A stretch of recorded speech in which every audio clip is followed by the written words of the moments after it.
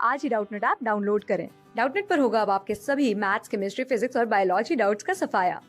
बस अपने क्वेश्चन की फोटो खींचो, उसे क्रॉप करो और तुरंत वीडियो सोल्यूशन पाओ। Download now. इस क्वेश्चन हमें पूछा गया है कि हमें एक्सप्लेन करना है सारी चीज़ों को यहाँ पे, है ना। पहला पार्ट में हमसे पूछा था कि a body with large reflectivity is a poor emitter. हमें इसे एक्सप्लेन करना है कि एक बॉडी हो जिसकी लार्ज रिफ्लेक्टिविटी हो तो वो पुअर एमिटर क्यों होगा। क्यों हम जानते हैं, दिस इज़ बिकॉज अगर बॉडी के पास लार्ज रिफ्लेक्टिविटी होती है तो वो पुअर एब्जॉर्बर ऑफ हीट होता है, और जो पुअर एब्जॉर्बर ऑफ हीट होते हैं वो पुअर एमिटर होते हैं। ठीक है, इसका मतलब क्या हुआ कि बॉडी जिसके पास लार्ज रिफ्लेक्टिविटी है, ठीक है, लार्ज क्या है उसके पास, रिफ्लेक्टिविटी है, लार्ज रिफ्लेक्टिविटी, ठीक है, इसका मतलब क्या हुआ, लार्ज रिफ्लेक्टिविटी है मतलब वो पुअर एब्जॉर्बर ऑफ हीट है। ठीक है, पुअर एब्जॉर्बर ऑफ हीट है, पुअर एब्जॉर्बर ऑफ हीट। क्योंकि वो पुअर एब्जॉर्बर ऑफ हीट है, इसका मतलब ये हुआ कि वो पुअर एमिटर होगा, क्योंकि गुड एब्जॉर्बर्स और गुड एमिटर्स होते थे। तो जो पुअर एब्जॉर्बर ऑफ हीट होगा, इसका मतलब वो क्या हुआ, poor absorber of heat are poor emitters होते हैं। ठीक है, वो पुअर एब्जॉर्बर ऑफ हीट हुआ इसलिए वो क्या हो जाएगा, पुअर एमिटर हो जाएगा। पुअर एब्जॉर्बर ऑफ हीट है इसलिए वो हो जाएगा पुअर एमिटर। ठीक है, अब पार्ट बी की बात करते हैं। पार्ट बी में हमसे पूछा गया था, एक brass tumbler feels much colder than a wooden tray on a chilly day. ठीक है, एक चिली डे पे जो ब्रास टम्बलर होता है वो काफ़ी ठंडा फील होता है as compared to a wooden tray. ऐसा क्यों होता है, ठीक है, तो हम देखते हैं कि जब हम टच करते हैं एक ब्रास टम्बलर को एक चिली डे पे तो क्या होता है, जो हीट फ्लो होती है वो हीट फ्लो और body to the tumbler quickly. ठीक है, मतलब क्या हुआ कि चिली डे पे क्योंकि जो टम्बलर होता है ना, मतलब ब्रास होता है, ब्रास टम्बलर होगा क्योंकि ब्रास हमारा एक तरीके से बेटर कंडक्टर है as compared to wood. Brass is good conductor than wood. ठीक है, गुड कंडक्टर ऑफ हीट होता है हमारा वुड के कंपैरिजन में, क्योंकि वुड तो हमारा बैड कंडक्टर ऑफ हीट होता है, तो ब्रास हमारा गुड कंडक्टर ऑफ हीट होता है। ठीक है, as compared to wood, brass is good conductor of heat as compared to wood. ठीक है, as compared to wood, as compared to wood. ठीक है, वुड के करस्पॉन्ड में हमारा ब्रास बहुत अच्छा कंडक्टर ऑफ हीट होता है, क्योंकि brass good conductor of heat होता है। तो जब हम ब्रास टम्बलर को टच करते हैं तो जो हमारी हीट होती है, ठीक है, जो हमारी हीट होती है वो क्विकली फ्लो कर जाती है हमारी बॉडी से टम्बलर की तरफ। ठीक है, क्विकली फ्लो कर जाती है, इसलिए वो हमें थोड़ा कोल्डर अपीयर होता है। और जबकि वुड हमारा बैड कंडक्टर होता है, तो जब हम उसको टच करते हैं तो हीट हमारी जल्दी फ्लो नहीं हो पाती है।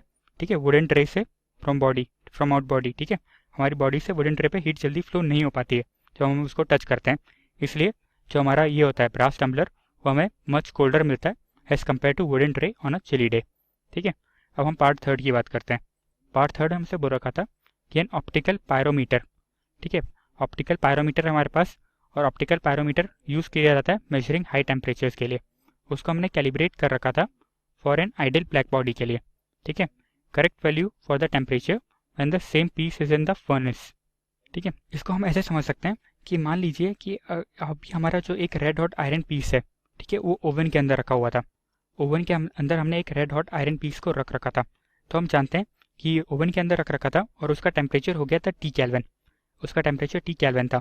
ठीक है, तो वो एनर्जी जो रेडिएट कर रहा होगा वो इस लॉ के हिसाब से कर रहा होगा, energy equal to sigma into temperature की पावर 4।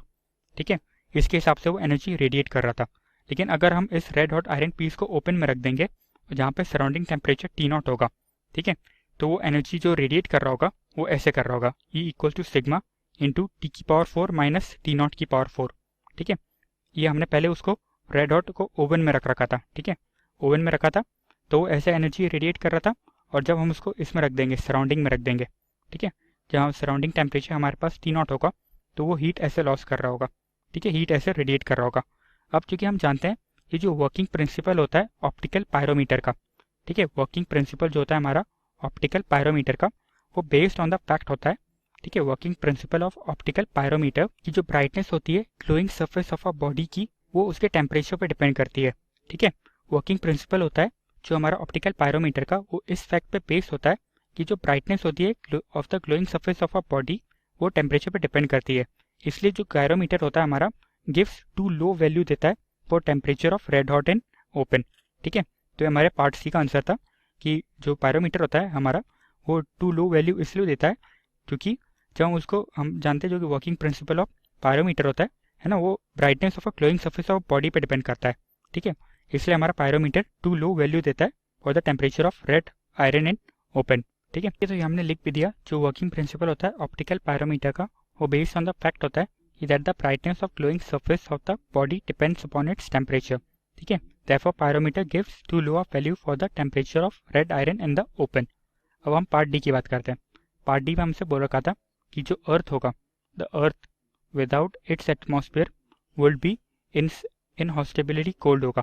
ठीक है, अर्थ एटमॉस्फेयर के बिना इनहॉस्टेबली कोल्ड होगा। तो हम देख सकते हैं कि जो lower surface of the earth atmosphere होती है वो रिफ्लेक्ट करती है infrared radiation from the earth back to the surface of the earth. ठीक है, इसको हम ऐसे समझ सकते हैं कि जो अर्थ का एटमॉस्फेयर होता है वो क्या करता है, हीट को अपने अंदर ट्रैप करके रखता है। ठीक है, जो सन से जो हीट आती है हमारी, सन से जो हीट आती है ना, वो हमारा जो अर्थ का एटमॉस्फेयर होता है उसको ट्रैप करके रखता है। ठीक है, सन से जो हीट आती है are trapped by the earth atmosphere. ठीक है, सन से जो हीट निकलती है उसको ट्रैप करता है हमारा अर्थ का एटमॉस्फेयर। क्योंकि अर्थ का एटमॉस्फेयर हमारा उसको ट्रैप करके रखता है, इसलिए हमारे पास यहाँ पे थोड़ी गर्मी होती है दिन के समय। ठीक है, अगर हमारे पास कोई एटमॉस्फेयर ना होगा, कोई एटमॉस्फेयर नहीं होगा, तो कोई हीट को ट्रैप नहीं कर सकता।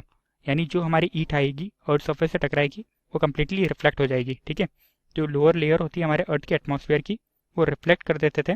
ठीक है, रिफ्लेक्ट करते थे infrared radiation from the earth back to the surface of the earth होता था। लेकिन अगर चूंकि कोई एटमॉस्फेयर नहीं होगा तो जो भी सन की रेस आएगी वो डायरेक्टली रिफ्लेक्टेड हो जाएंगी। ठीक है, यानी अगर कोई एटमॉस्फेयर नहीं होगा तो सरफेस हमारा too cold to be live हो जाएगा। Surface will be too cold to live. ठीक है, surface will be too cold to live, surface will be too cold to live हो जाएगा। ठीक है, टू कोल्ड टू लिव, ये हमारे यहाँ पे पार्ट डी का आंसर था। ठीक है, अब हम पार्ट ई की बात करते हैं। अब हम यहाँ पे पार्ट ई की बात करते हैं। पार्ट ई में हमसे क्या क्या रखा था, पार्ट ई हमसे क्या रखा था कि जो हीटिंग सिस्टम है based on the circulation of steam are more efficient in warming a building than those based on the circulation of hot water. ठीक है, जो हीटिंग सिस्टम होता है वो सर्कुलेशन ऑफ स्टीम है, वो ज़्यादा एफिशिएंट होता है एक बिल्डिंग को वार्म करने में than those based on the circulation of hot water. तो हम इसको समझ लेते हैं। तो हम जानते हैं जो स्टीम होता है, ठीक है, स्टीम एट 100 डिग्री सेल्सियस, वो ऐसा इसलिए होता है क्योंकि जो स्टीम होती है हमारी 100 डिग्री सेल्सियस पे वो ज़्यादा हीट पोजेस करती है। ठीक है, has compared to the water, और जिस उसका भी सेम मास हो। क्योंकि जो लेटेंट जो हमारी स्टीम होती है ना वो 100 डिग्री सेल्सियस पे 540 कैलोरीज ऑफ हीट रखती है। ठीक है, स्टीम हमारी जो होगी 100 डिग्री सेल्सियस पे वो 540 कैलोरीज ऑफ हीट रख सकती है। ठीक है, 540 कैलोरीज ऑफ हीट रखती है ना, 540 कैलोरीज ऑफ हीट रख सकती है एज कम्पेयर टू वाटर। क्योंकि वाटर की जो स्पेसिफिक हीट होती है वो 1 होती है, और जो हमारा 1 ग्राम ऑफ कैलोरी होगा, 1 ग्राम ऑफ स्टीम होगा, ठीक है, वो उसकी 1 ग्राम ऑफ स्टीम होगा है ना, वो 540 calories of heat more possess कर सकती है देन 1 ग्राम ऑफ वाटर। ठीक है, इसलिए जो हमारा हीटिंग सिस्टम होता है वो बेस्ड होता है on the circulation of steam. ठीक है, अब more efficient then those based on the circulation of water. ठीक है, हम इसको एक बार और बोलते हैं। जो स्टीम होता है हमारा 100 डिग्री सेल्सियस पे वो पोजेस करता है more heat and the same mass of water at 100 degree Celsius. जो 1 ग्राम ऑफ स्टीम होता है 100 डिग्री सेल्सियस पे वो पोजेस करता है 540 कैलोरी ऑफ हीट। ठीक है, more than that possess by 1 gram of water at 100 degree Celsius. ठीक है, इसलिए जो हमारे हीट सर्कुलेशन सिस्टम होते हैं वो स्टीम के ज़्यादा एफिशिएंट होते हैं। तो ये हमारे यहाँ पे इस क्वेश्चन का आंसर था। ठीक है, थैंक यू। क्लास 6 से 12 से लेके नीट, IIT, JEE मेंस और एडवांस के लेवल तक 10 मिलियन से ज्यादा स्टूडेंट्स का भरोसा। आज ही डाउनलोड करें डाउटनेट ऐप या व्हाट्सएप कीजिए अपने डाउट्स 8400 400 400 पर।